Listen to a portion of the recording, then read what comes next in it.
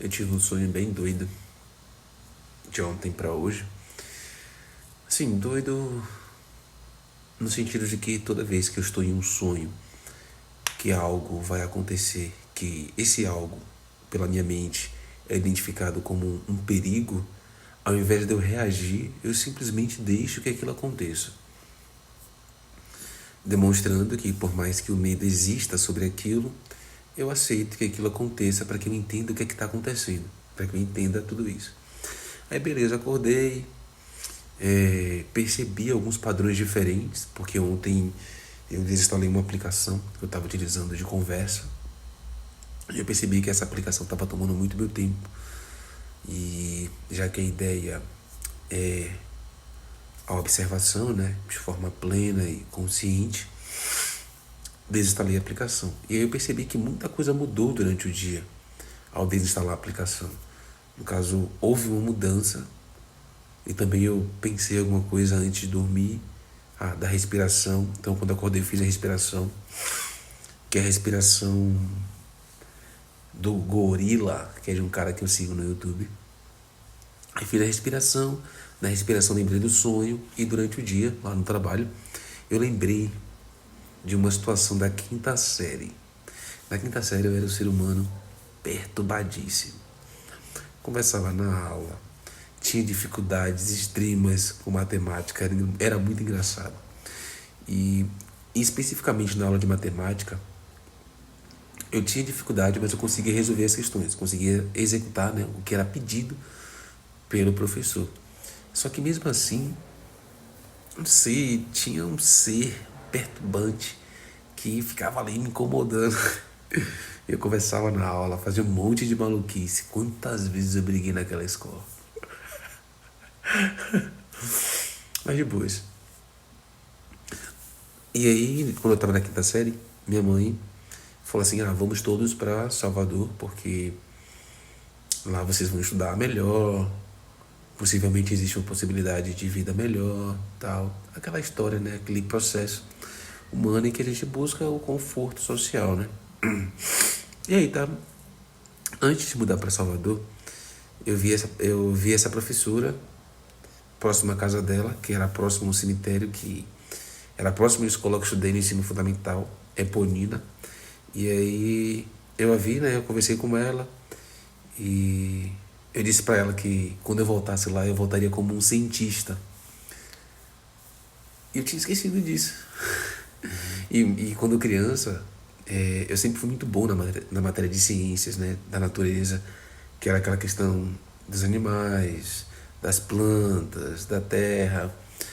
E aí eu falei isso pra ela. E ela disse pra mim que ela acreditava que eu voltaria como cientista. E eu tinha esquecido disso, tá ligado? Eu tinha esquecido disso completamente. Então eu vim para Salvador, fiz o ensino, completei o ensino fundamental, né? Sexta, sétima, oitava série. Na oitava série eu era muito bom em química, ciências, tudo assim, era muito massa. Aí fui pro ensino médio. No ensino médio eu percebi padrões de estudos que eu percebia quando eu estava no fundamental e que eu conseguia melhorar no ensino médio.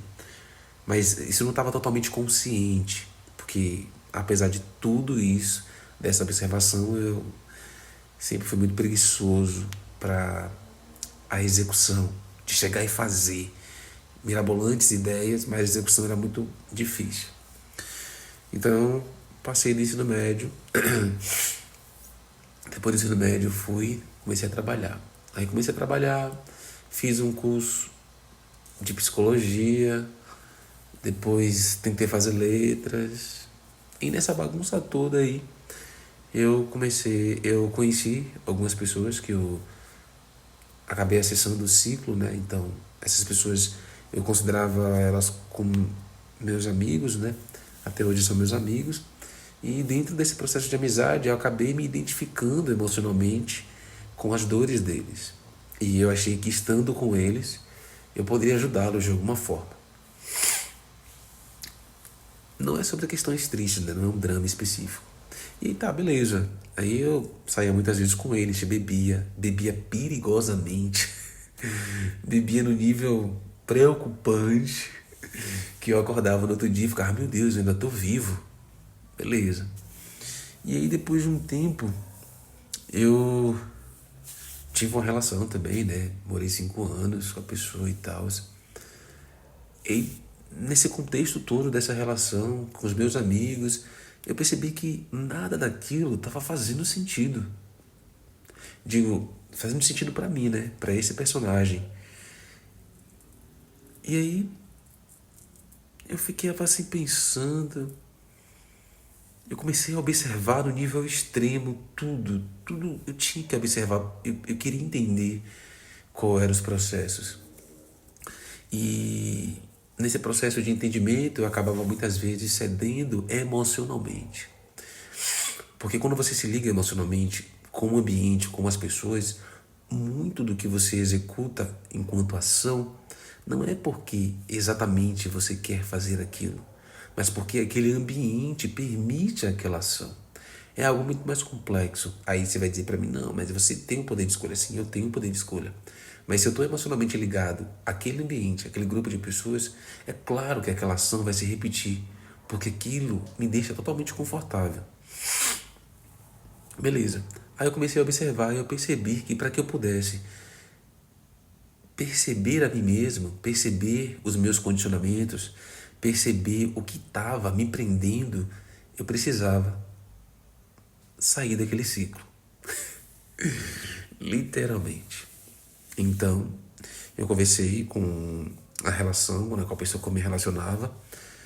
Nós conversamos, terminamos e também conversei com o meu grupo de amigos e nós conversamos e eu parei de andar com eles. E aí dentro desse processo todo, eu comecei a perceber que a minha ligação emocional com eles não era porque eu podia ajudá-los de alguma forma, mas era porque também existia um mesmo condicionamento de criação do ambiente em que nós vivíamos quando criança, que acabava nos identificando naquela versão que nós estávamos naquele período. São só observações. E aí, enquanto eu morava só, fiquei morando só de 2022, 2022, 2023, 2024, 2024, até acontecer aquele processo lá da casa. E aí hoje eu estou aqui.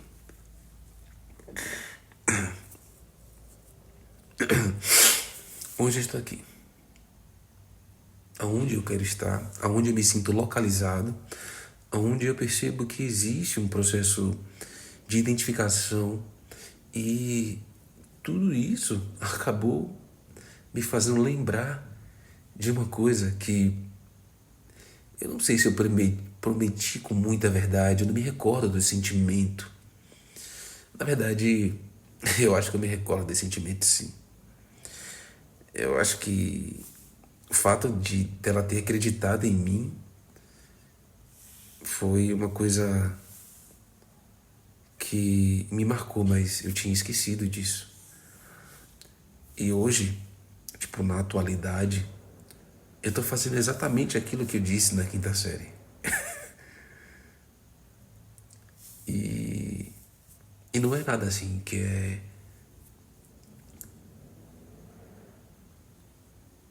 forçado, né?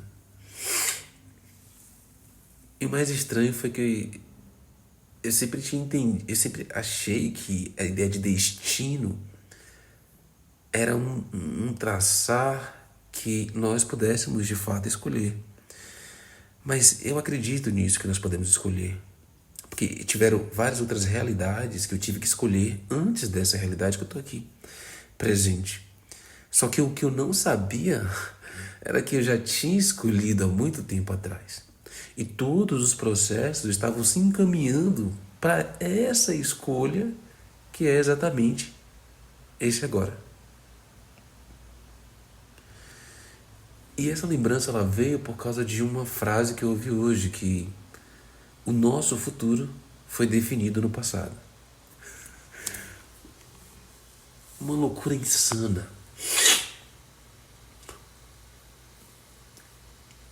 que eu tenho gostado bastante. Então, atualmente eu tenho unido as minhas habilidades que por muito tempo eu não quis ver, né? Porque você parar para ver suas habilidades é saber que você precisa trabalhar elas. E trabalhar habilidades é você sentar, é você conversar consigo mesmo, é você parar e estudar. Por exemplo, se eu quero entender a lógica booleana, se eu quero entender os processos binários que estão inseridos na tecnologia, na percepção do dia a dia, eu preciso entender como é que funciona a lógica dentro desse processo. E para que eu possa desenvolver essa habilidade, eu preciso estudar as lógicas já existentes dentro desse sistema. Então você entende que é um processo que dá trabalho. Não é um processo em que você simplesmente tem uma habilidade nata no seu corpo e que você desenvolve isso com muita facilidade. Só que isso de desenvolvimento pode até ser fácil, mas você precisa ter essa prática diária. E aí, nesse momento, é que vem a escolha sobre aquilo que nós determinamos como caminho. Lá atrás eu poderia não ter percebido como eu poderia ter feito isso. Mas das experiências que eu vivi, né, até esse processo, até o entendimento desse momento, foi que me gerou a entender que eu poderia buscar o sonho que eu sempre tive. Eu até brinco às vezes falando assim, porra, mas será que o sonho que nós temos é nosso mesmo? Mas eu não sei dizer no sentido amplo assim, mas ser cientista, ter a ideia da ciência como uma investigação, como um parâmetro de ideia para viver a experiência humana na sua completude, é um movimento que me deixa vivo. É um movimento que me fez perceber que se prender a um vício, né, se prender a um processo de usar repetidamente aquilo como fuga do que você precisa fazer,